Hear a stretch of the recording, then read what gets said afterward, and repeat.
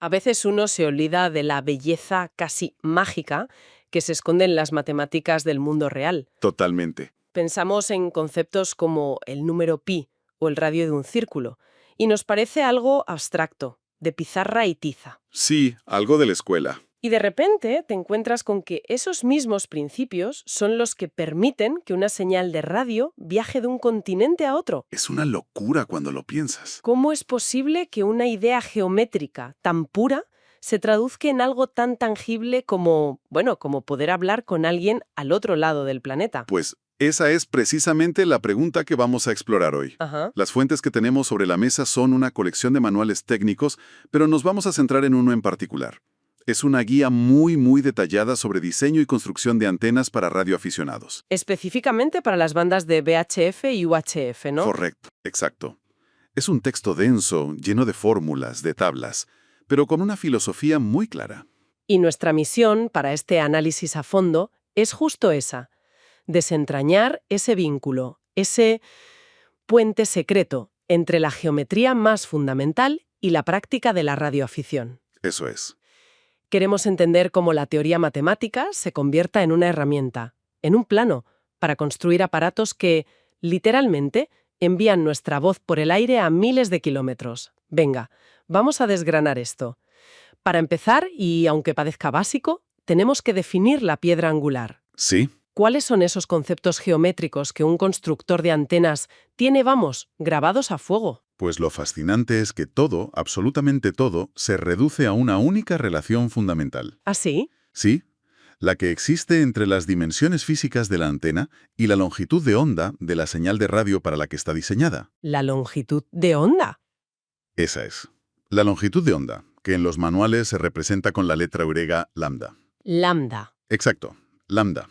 Esa es la medida geométrica esencial. Es la unidad base sobre la que se construye todo lo demás. O sea que el lambda es como la regla de medir universal para el mundo de la radio. Es una analogía perfecta. No usas metros ni centímetros como unidad principal, sino lambdas.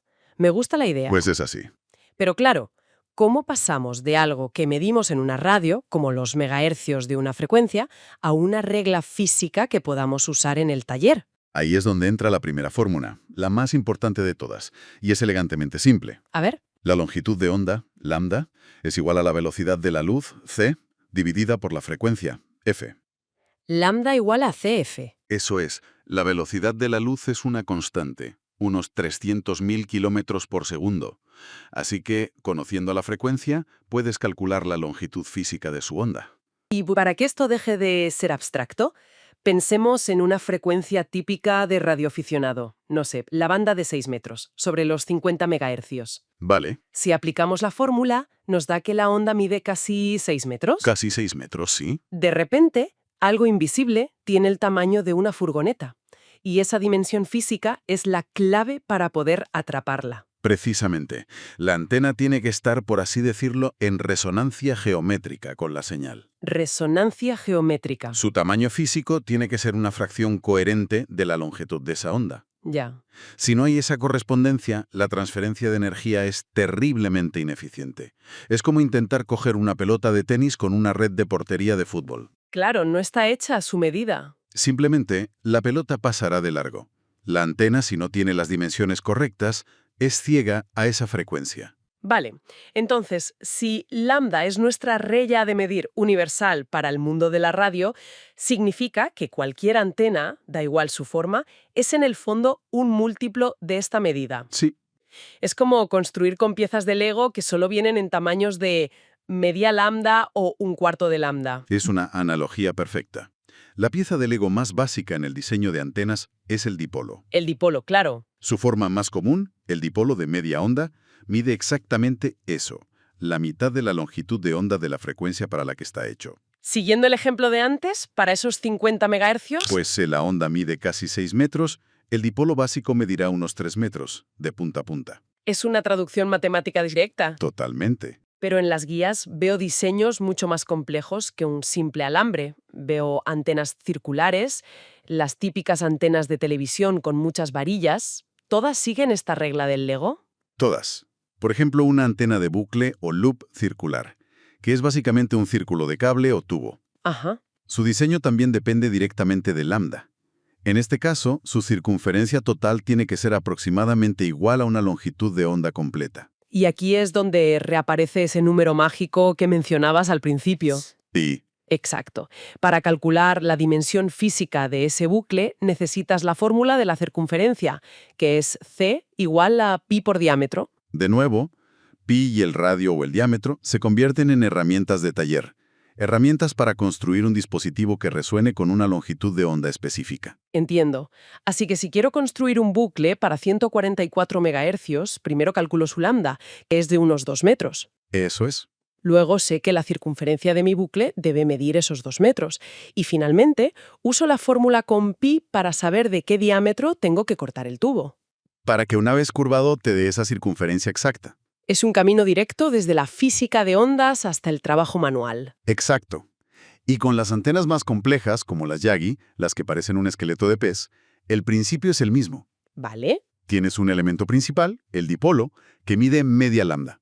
Y luego le añades otros elementos, llamados reflector y directores, cuyas longitudes también son fracciones de lambda. Y se colocan a distancias que también son fracciones de lambda. Es toda una estructura geométrica diseñada para esculpir la señal de radio. Un momento. Entonces, si con un simple dipolo ya puedo transmitir y recibir, ¿para qué añadir toda esa complejidad geométrica de reflectores y directores? ¿Qué se gana con eso?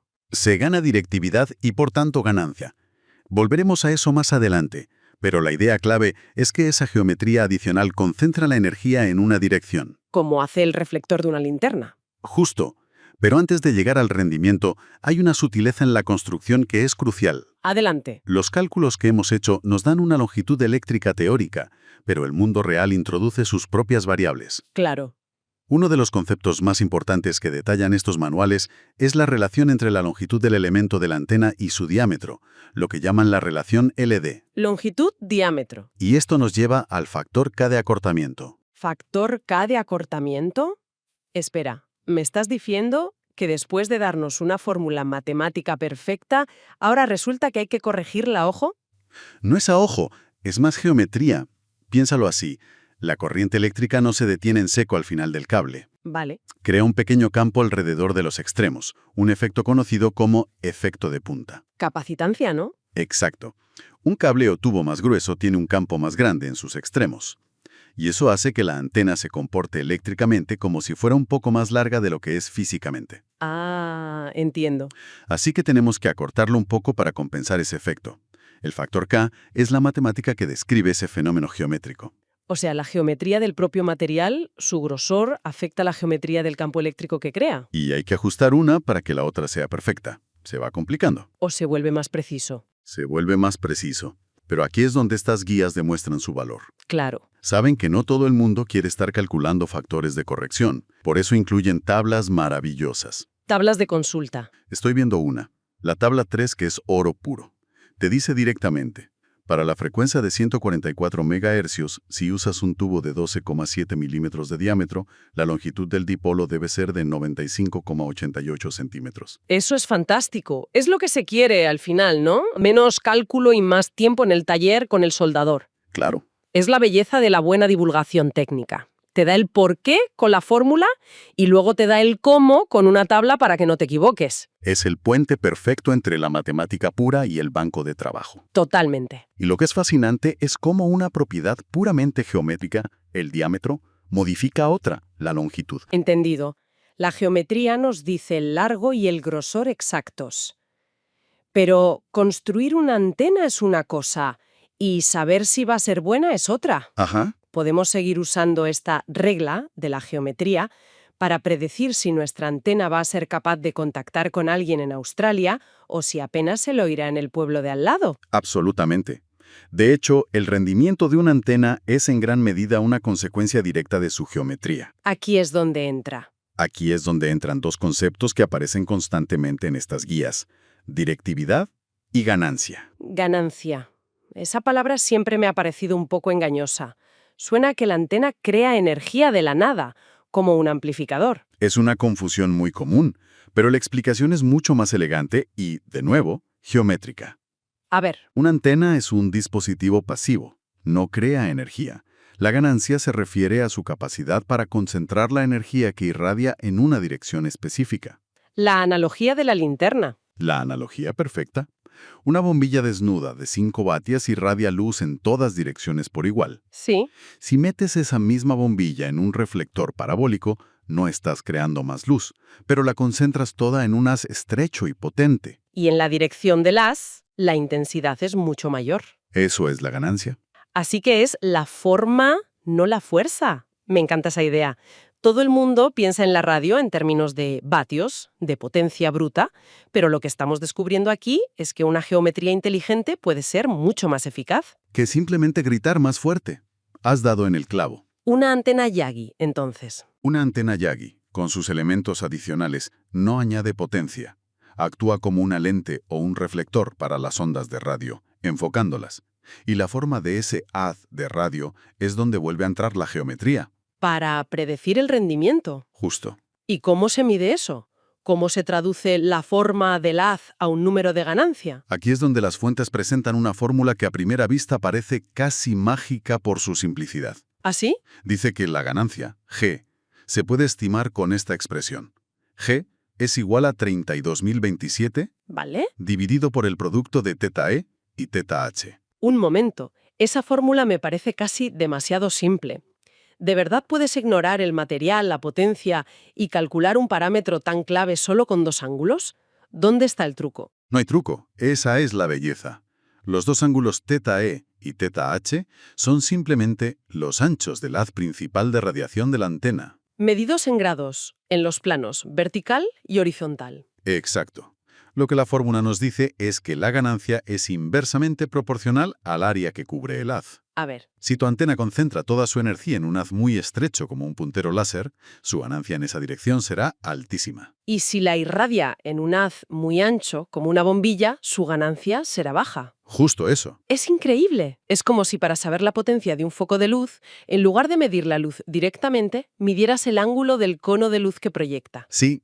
Cuanto más estrecho es el cono, más intensa será la luz en el centro. La geometría del haz define su potencia. Exactamente, esa es la idea. Lo fascinante aquí es que no estamos midiendo la geometría de la antena en sí misma, No.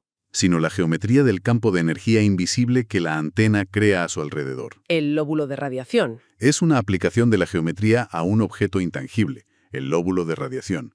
Y a partir de la forma de ese lóbulo, de su estrechez, podemos calcular un parámetro de rendimiento tan importante como la ganancia. Entonces, ¿qué sacamos en claro de todo esto? ¿Qué nos permite esta relación tan íntima entre la geometría y la radio? Pues si conectamos todos los puntos, lo que esta relación permite es tender un puente. Un puente sólido entre dos mundos que a menudo parecen muy distantes. Por un lado, la física teórica, El electromagnetismo, las ecuaciones de Maxwell, conceptos muy abstractos. y por otro tenemos una actividad eminentemente práctica, como es la radioafición. Gente que construye cosas con sus manos en un garaje. Y la geometría es el lenguaje común, el traductor universal que une esos dos mundos. Me gusta esa idea del puente. De hecho, el propio autor de una de las guías parece ser muy consciente de ello. Justo en la introducción hay una frase que me llamó mucho la atención. ¿Ah, sí? Dice, y cito textualmente, «No es un libro complicado y que necesite por parte del lector un conocimiento superior de matemáticas para llevar a la práctica lo que en él se explica». Esa frase es la declaración de intenciones de todo el texto. El objetivo no es abrumar con la teoría. Sino hacerla accesible y aplicable. Exacto. Demuestra que estos principios científicos, aunque profundos, pueden ser destilados en reglas prácticas, tablas y gráficos que cualquiera con interés puede utilizar. Es democratizar la ciencia aplicada. Y no es un esfuerzo aislado. En las fuentes se menciona a la ARRL, la American Radio Relay League. Una de las grandes impulsoras de este tipo de conocimiento. Su labor histórica ha sido precisamente esa. En los primeros días de la radio, el conocimiento estaba fragmentado. Organizaciones como esta fueron cruciales para estandarizar las prácticas. Y convertir un hobby experimental en un método de comunicación fiable. Así es. Son los custodios y divulgadores de ese puente. Se aseguran de que el conocimiento no se quede encerrado en los laboratorios de física, sino que llegue al taller del aficionado. Y este manual es un ejemplo perfecto. Ciencia sólida presentada de una forma eminentemente práctica. Y la geometría es la herramienta que lo hace posible. En resumen, ¿cuál es la idea principal que nos llevamos? Creo que las claves son bastante claras. A ver. Primero, que la unidad de medida fundamental no es el metro, sino la longitud de onda. lambda. De acuerdo. Segundo, que las dimensiones físicas de las antenas son fracciones o múltiplos de esa lambda, usando principios geométricos básicos, como el uso de pi. Ajá. Y tercero, que el rendimiento de la antena, su eficacia, también se deriva de propiedades geométricas como la forma de su haz de radiación. Totalmente de acuerdo. Pero me gustaría lanzar una última idea para la reflexión. Sí, Algo que también está en las fuentes y que expande aún más esta conexión con la geometría. cuéntame. Hasta ahora hemos hablado de la geometría de la antena en sí misma, Sí, pero los manuales van un paso más allá. Explican que la altura a la que se instala la antena sobre suelo, la altura. medida también en longitudes de onda, es crucial, ¿Y por qué importa tanto? porque determina el ángulo con el que la señal despega hacia el horizonte. Ah, Y para las comunicaciones a larga distancia, lo que se busca es un ángulo de despegue muy bajo, casi rasante. La señal rebota en la ionosfera y vuelve a la Tierra miles de kilómetros más allá. un ángulo bajo permite un salto más largo. Exacto. Hay una fórmula en uno de los textos que lo relaciona todo. Z es igual al arcoseno de 0,25 partido por h, Donde h es la altura en longitudes de onda. y z es el ángulo de despegue. Espera, déjame procesar eso. ¿Me estás diciendo que la eficacia de mi antena para hablar con alguien en otro continente no depende solo de cómo la he construido, No, sino de su relación geométrica con el planeta Tierra? exactamente. El propio suelo bajo la antena deja de ser un mero soporte y se convierte en un reflector, en una parte activa y gigantesca del sistema de la antena. O sea que la antena no es solo el trozo de metal que vemos en el tejado. Es el metal más su entorno geométrico inmediato, especialmente el suelo. Es una idea que, creo, cambia por completo la perspectiva de lo que es y dónde termina realmente una antena. No es un objeto aislado, es un sistema en relación con su entorno.